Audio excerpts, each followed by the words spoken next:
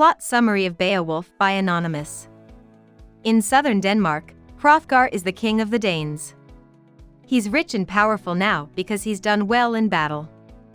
As a sign of his power and wealth, he builds a beautiful hall called Heorot, where he and his loyal warriors can eat, drink, brag, and listen to the Scops, the Anglo-Saxon bards, tell stories.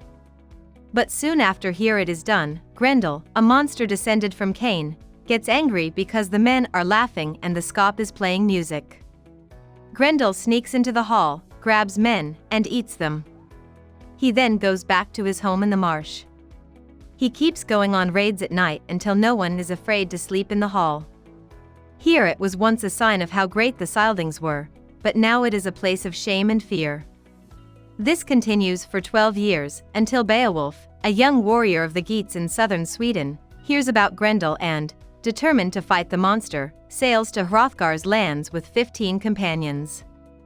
Hrothgar, who knew Beowulf's father Ecgtheow, accepts Beowulf's offer to fight Grendel and gives him a feast, though Beowulf and Unferth, a warrior loyal to Hrothgar, exchange insults. That night, the warriors sleep at Heorot, with Beowulf keeping watch. Grendel shows up, eats one of the warriors, and then moves towards Beowulf. Beowulf, famous for his powerful grip, which is as strong as the grip of 30 men, struggles with Grendel, tearing off the monster's shoulder and arm. Grendel returns to the fens to die. Under the roof of Heorot, his arm is hung as a prize. Hrothgar throws a second feast to celebrate the victory of Beowulf. At the feast, Hrothgar gives Beowulf a lot of treasure as a reward. Beowulf is praised until it gets dark as the Scop sings again.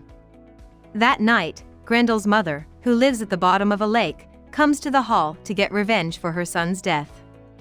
She grabs Hrothgar's favorite warrior and advisor, Aeschyr, and eats him. Then she goes back home. The warriors find her tracks in the morning and follow them to her lake, where they find Aeschyr's head.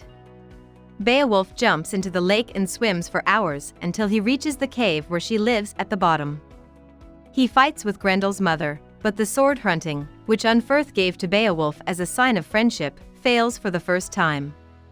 Beowulf takes a sword made by giants from the cave's treasure and uses it to kill Grendel's mother. He sees Grendel's body, cuts off the monster's head, and takes it and the giant's sword's handle back to Hrothgar. The blade melted when it touched the monster's blood.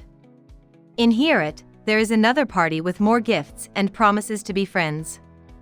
Hrothgar says that he thinks of Beowulf as his son and cries when Beowulf leaves. Beowulf and his men go back to the land of the Geats, where his uncle, the king Hygelac, and Hygelac's queen, Hygd, are waiting for them. They thank Beowulf for the treasure he gives them and give him a sword, praise, and land in return. Hygelac is killed by the Swedes in the end. His young son, Herdred, takes the throne with the help of Beowulf. When Herdred dies, Beowulf takes over as king of the Geats. He rules for 50 years, during which time he is very wealthy and well known. A thief finds a way into an old grave when Beowulf is old. Inside, a dragon guards a stash of treasure left by the last person from a long-gone people.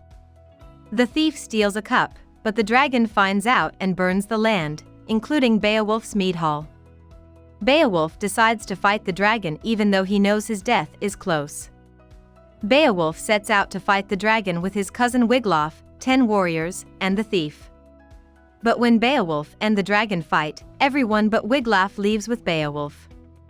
Beowulf kills the dragon with the help of Wiglaf, but not before he is badly hurt. Before he dies, Beowulf tells Wiglaf to rule after him and to build a grave that looks out over the sea for him.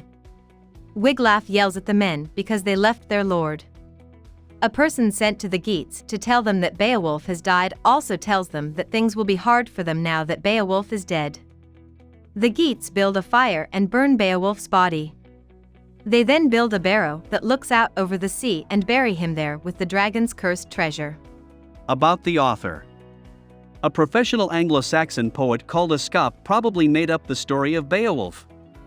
Scops, like bards, wrote poems to keep the stories and history of their people alive. As part of a tradition of telling stories out loud, these poems would be recited from memory at feasts and other public events. Two scribes wrote down Beowulf sometime in the 11th century. This is the only copy of Beowulf that we have today. The original poem was written by a pagan, but the scribes were Christians, so they added Christian elements to it. For example, the poem now says that God is the ultimate judge and ruler, and it even talks about things that happened in the Old Testament. Hope we summarized it fully and you liked it. Please hit the like button and subscribe to our channel so that we are motivated to create more videos.